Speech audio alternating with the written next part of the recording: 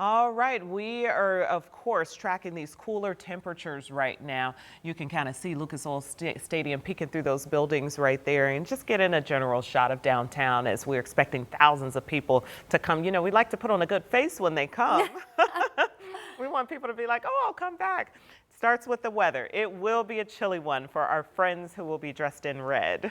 Yes, and typically whenever we have these big events, Georgia Street is alive and wild, but because of some construction and the weather being cold, doesn't necessarily hurt that a lot of those festivities are going to be inside this year at the convention center. So, I don't think people are going to complain like that.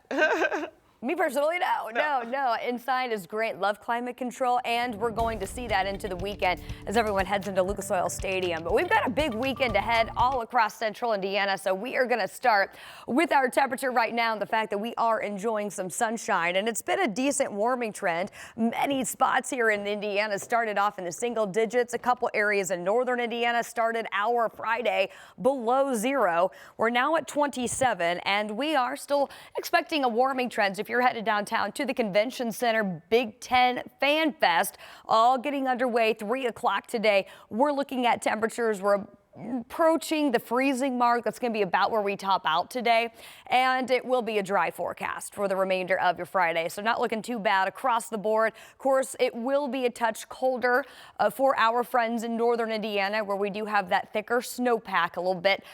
For our friends up in places like Crawfordsville to Lafayette, 30-year forecast high later today in Kokomo, and right around the freezing mark here in the Indy Metro. Now, during the overnight, things are going to be a little weird because we typically see our morning low temperature happening about 7-8 o'clock in the morning this time of year. This is going to be a warming trend overnight, so we will likely see our overnight low temperature happening right around midnight. Then we're going to see a change in wind direction as our next weather system approaches, so our temperature is actually going to increase overnight.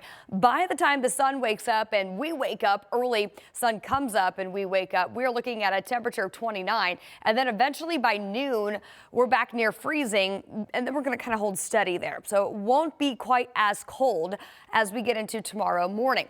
Now, there might be a stray light snow shower that does move through with the course of the day, and that could bring in, again, not a big time impact if you're doing the doubleheader. Perhaps you're headed to IU basketball ahead of that football game. We're looking at temperatures holding steady kind of near that freezing mark through the course of the afternoon, but no real weather system to impact us as far as a heavy precip event. And then we get into Saturday night. Of course, if you are headed downtown, 29 degrees at 8 p.m. Think we're still going to be dry after that game, 11 o'clock, and then this next weather system will approach. So we look pretty good with the exception of perhaps a stray snow shower Saturday afternoon. And then we get you into the early morning hours as we look ahead at perhaps Sunday morning into the latter part of the day on Sunday.